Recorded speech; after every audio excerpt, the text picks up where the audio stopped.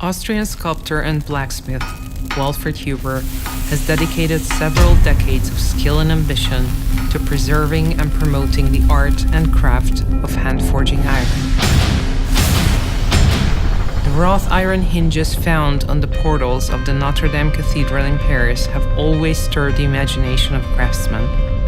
After numerous attempts, Walfried Huber has solved the riddle of reconstructing these intricacies. Our film aims at documenting this work in progress. Currently, we are collecting donations that would allow the film to enter post-production's second phase and give us the opportunity to add some local scenes to be filmed in Paris.